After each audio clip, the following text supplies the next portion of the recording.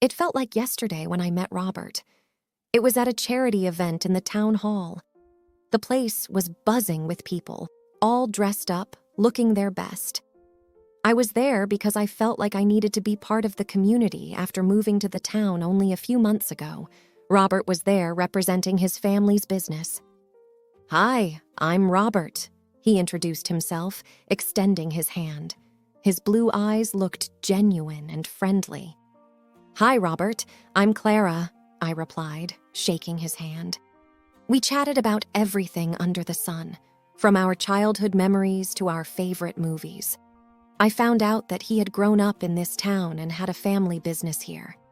I told him about my parents and how I lost them when I was just a kid. He listened intently, and I could feel he genuinely cared.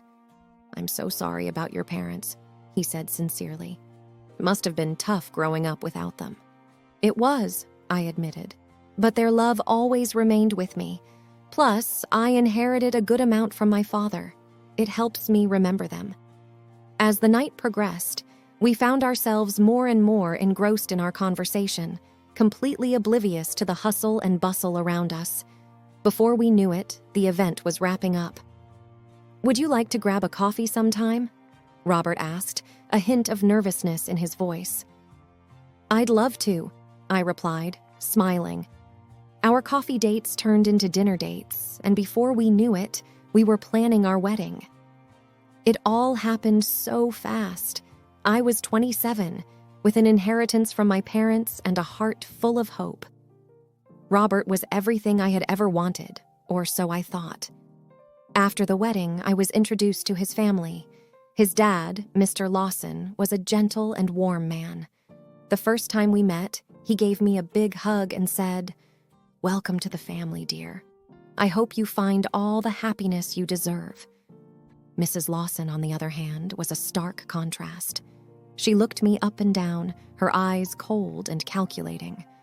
"I hope you know what you're getting into, marrying into our family," she said with a thinly veiled warning. Robert jumped in, trying to ease the tension. "Mom, be nice. Clara is my wife now, and I expect everyone to treat her with respect." In those early days, I tried to focus on the positive.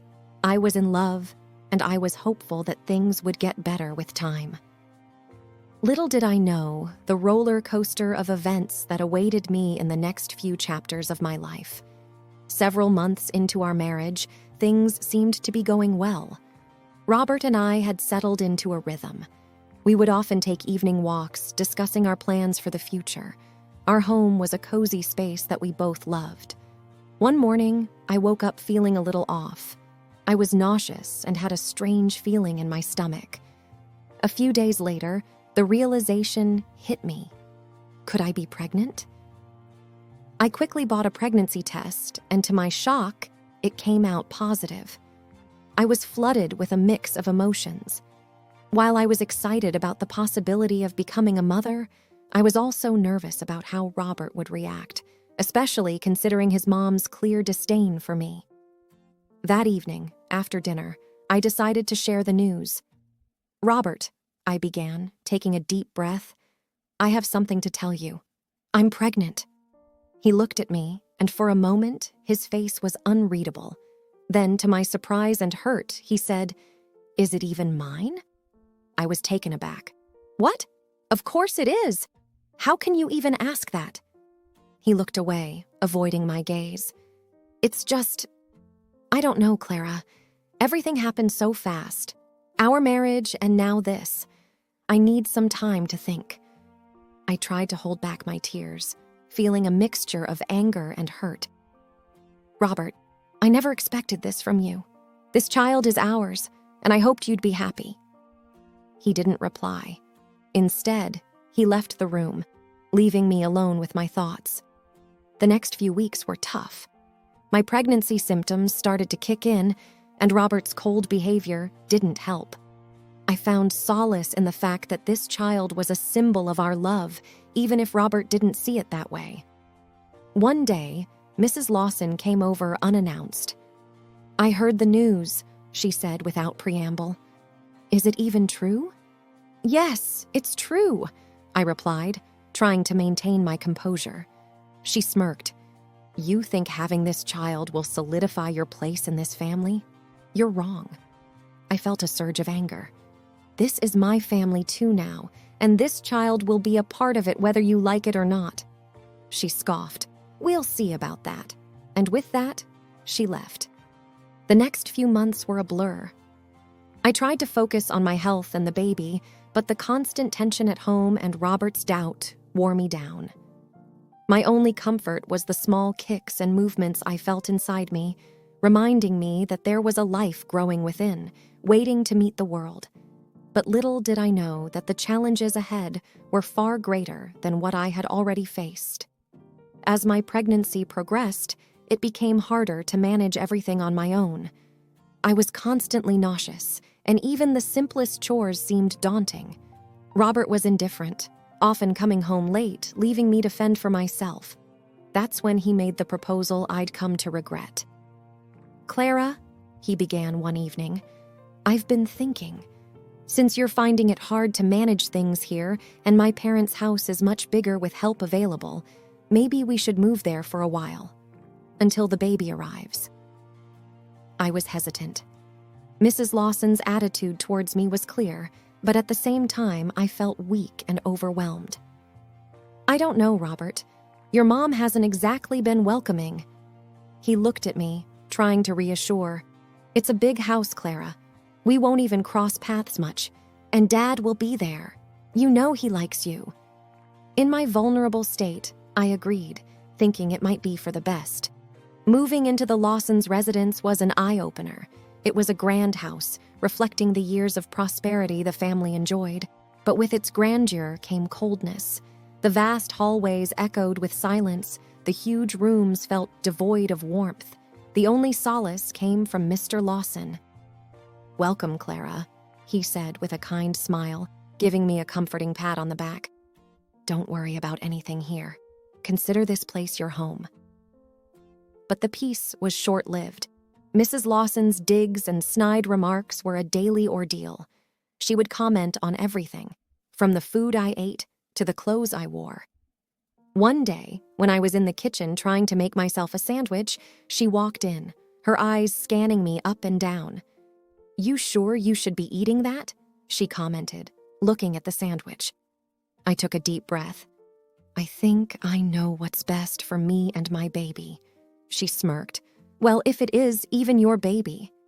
I felt my anger rise but held it in check. It's Robert's baby, and I wish you'd stop implying otherwise. She just laughed, a cold sound that echoed in the large kitchen. Time will tell, dear. Time will tell. Days turned into weeks. Each day was harder than the last. The house felt like a prison. Robert was always out, and when he was home, he was distant. The baby inside me was my only comfort, reminding me that there was a reason for enduring all this. One evening, as I was sitting in the living room trying to read, Robert stormed in, a frown on his face. Clara, I heard you've been talking back to my mom. I looked up, surprised. She has been nothing but rude to me, Robert. What do you expect? He shook his head. This is her house. You need to respect that. I felt tears forming. I thought it was our house too, but every day it feels like I'm walking on eggshells. He didn't say anything, just turned and left the room. I sat there, feeling more alone than ever. As the days passed, the cold shadows of the house seemed to close in on me. But I held on, hoping for better days, not realizing that the worst was yet to come. Fall had settled in, and the leaves outside had started their gradual transformation to a vibrant mix of red and gold. The wind carried with it a sharp chill, heralding the coming winter. But inside the house, the atmosphere was even colder. One evening, after a particularly tiring day, the baby wouldn't stop crying. He was restless, and I tried every trick in the book to calm him down. Mrs. Lawson, evidently irritated by the cries, barged into the room. Why can't you keep that child quiet? It's unbearable. Holding my crying son, I replied tiredly. "He's just a baby, Mrs. Lawson. They cry sometimes." She scoffed. "Well, maybe if you were a better mother." "Enough of this," I retorted, fed up. "I'm trying my best here. I don't need your constant criticisms." Her face went scarlet with anger. "You have some nerve talking back to me in my own house." The commotion drew Robert in. "What's going on?"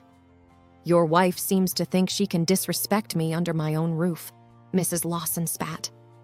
Robert glanced at me, annoyance evident in his eyes. "Clara, just take the baby to our room." Standing my ground, I replied, "Robert, this is our home too. I won't be bullied into hiding." He took a deep breath, his patience clearly running thin. "Clara, just do as I say." When I didn't move, Mrs. Lawson sneered, "If you can't follow the rules, maybe you should leave." Robert, to my shock, nodded in agreement. "Maybe you should." Stunned, I replied, "You can't be serious." His face hardening, Robert stepped forward. "If you won't go to our room, then maybe you should leave the house." "You're throwing me out?" I asked, voice shaky with disbelief. Robert didn't answer. Instead, he moved closer, took hold of my arm, and began pulling me towards the door. I tried to resist, but he was too strong. Holding our crying baby close, I was dragged out of the house.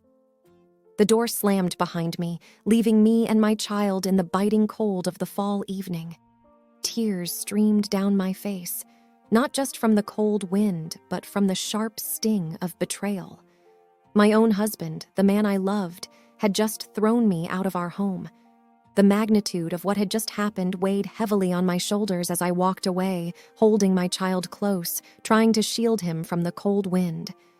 The weight of the night's events pressed heavily on my chest, making each step seem like a monumental effort. My son, sensing my distress, had stopped crying but was whimpering softly. I was at a loss as to where to go. It felt like the world had turned its back on me. Then, a thought struck me. Rachel, my oldest friend, someone who had stood by me during the happiest and saddest times of my life. We'd lost touch recently, primarily because of the tension in my home, but I was sure she'd help. She lived nearby, just a few blocks away. I headed towards her apartment, praying she was home. As I approached the familiar building, memories of our times together flooded my mind. Our college days, the late-night chats, and the countless cups of coffee we'd shared. I reached her door and knocked hesitantly. After what felt like an eternity, the door swung open, revealing a surprised Rachel. "Clara? My God, what happened to you? Why are you here in the middle of the night with the baby?" Choking back tears, I managed, "Rachel, I didn't know where else to go." She immediately pulled me into a tight embrace, murmuring words of comfort. Come in. Once inside, sitting on her warm couch with a hot cup of tea in hand, I recounted everything. From the tensions with Robert and his mother to the ultimate betrayal that left me on the streets. Rachel listened patiently, her face a mixture of anger and concern. I knew that Robert was changing, but this is unthinkable. I nodded, tears streaming down. He chose them over us, Rach, his own son. Rachel shook her head in disbelief. I can't believe Mrs. Lawson would do something like this, but we'll figure something out, okay? I just don't get it. Why the sudden animosity? Why the doubt over our son? Rachel sighed. People change, Clara. Sometimes not for the better. But you've got your son and friends who care about you. We'll get through this together. Feeling a little calmer, I asked, "What do I do now, Rach?" She thought for a moment. "First, let's get you both settled for the night. Tomorrow, we'll think of the next steps. Maybe talk to a lawyer?" Nodding, I replied, "I never thought I'd need one against my own husband." Rachel gave a sad smile. "Life throws curveballs, Clara. But remember, you're strong, and you're not alone." Feeling a weight lift off my shoulders, I hugged Rachel tight. "Thank you." The night was spent in Rachel's guest room. Though I barely got a wink of sleep, having her by my side made me feel a bit safer, a little less lost. The road ahead was uncertain, but with friends like Rachel, I knew I could face whatever lay in store. The morning after the eviction felt surreal. Waking up in Rachel's apartment, the events of the previous night played back in my mind, and a sinking feeling settled in my chest. After a silent breakfast, Rachel, with her unwavering determination, declared, "We're going to get answers today." "You mean about Robert's sudden change and Mrs. Lawson's animosity?" I asked. "Exactly," Rachel responded, pulling out her phone. "I have a contact, Paul, a private investigator. He's helped some friends in the past. Maybe he can help us understand what's really going on." With that, Rachel dialed a number. "Paul? Hey, it's Rachel. I've got a situation here. Yes, I'll text you the details." Turning to me, she added, "He's good, Clara. We'll know what's happening soon." The days that followed were a whirlwind. Paul discreetly began his investigation, tailing Robert and Mrs. Lawson. Each evening, he'd provide Rachel and me with updates. It wasn't long before Paul unearthed shocking revelations. "I've been following Robert, and it appears he's seeing someone else," he said one evening, handing over a few photographs. My heart sank as I looked at the pictures of Robert and an unfamiliar woman, laughing, dining, and even shopping together. Rachel, anger evident in her voice, asked, "Do you have any idea who she is?" Paul nodded. "Her name's Angela, works in a law firm downtown, but that's not all. I've got audio recordings of Mrs. Lawson that you might find interesting." He played back a conversation where Mrs. Lawson discussed her elaborate plan to have me thrown out so that Robert could gain access to my inheritance. Her voice, dripping with greed, sent chills down my spine.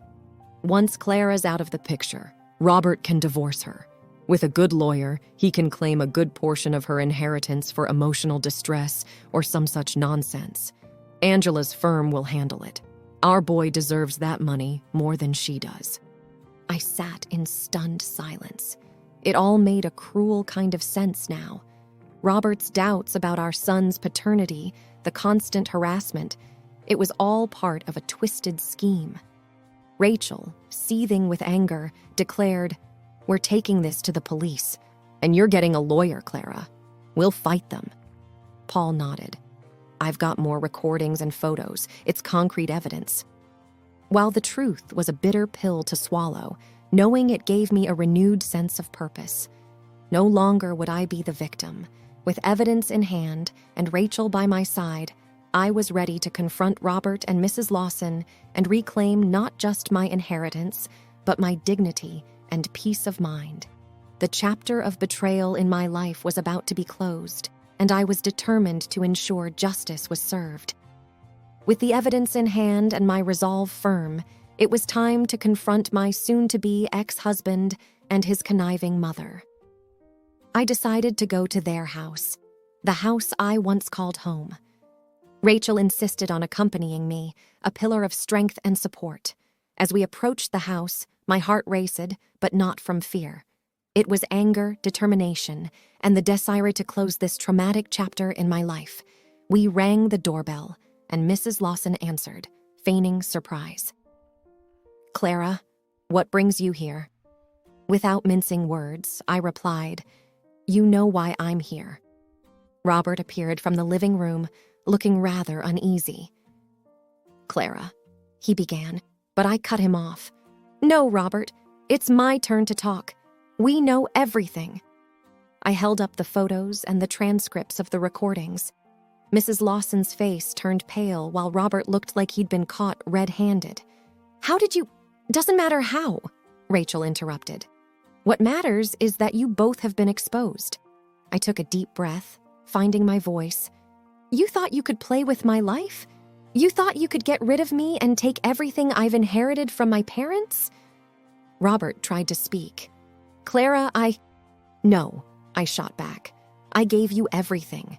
My love, my trust, and all you gave back were lies and betrayal. Your affair with Angela, your scheming with your mother to get your hands on my inheritance, you won't get a single cent." Mrs. Lawson, always the instigator, tried to salvage the situation. "Clara, dear, let's discuss this calmly. Maybe there's been a misunderstanding." I scoffed. "Misunderstanding? I've heard your conversations. You orchestrated this entire sham, making Robert doubt our child and pushing me out. And for what? Money? How low can you stoop?" Rachel stepped forward. "We've already spoken to the police, Mrs. Lawson, and Clara has a lawyer. You won't escape this." As we walked away, I felt a weight lift off my shoulders. Confronting them had been cathartic. While the journey ahead would be long and challenging, I was ready to rebuild my life, free from the shackles of deceit and betrayal. The courtroom was filled with tense energy, a battleground of truth against deceit, the place where my long-awaited vindication would finally occur.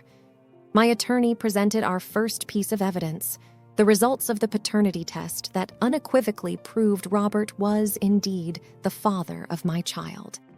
The judge reviewed it, casting a stern look at Robert. "Do you have anything to say?" Robert looked down, unable to meet anyone's gaze. "No, Your Honor." Next, we presented the DNA results that would shatter the very foundation of the Lawson family. "Your Honor," my attorney began, "these results indicate that Mr. Robert Lawson is not biologically related to Mr. Richard Lawson." The courtroom went silent. All eyes turned to Mrs. Lawson, her usual confident demeanor replaced with a deer-in-headlights expression. Richard, who had been sitting with a stoic face, looked at his wife with disbelief. You lied to me all these years?" Richard's voice wavered. Mrs. Lawson, trying to regain some semblance of control, stammered, "Richard, it's not what it looks like." But the evidence was irrefutable. The judge continued with the proceedings, his voice firm. Given all the evidence presented, the court rules in favor of Mrs. Clara. Robert Lawson will receive no part of her inheritance. He is also mandated to pay alimony for their child. Furthermore, considering the emotional trauma inflicted upon Mrs. Clara, the court also mandates Robert to pay damages. Mrs. Lawson, once the formidable matriarch, now looked small and defeated.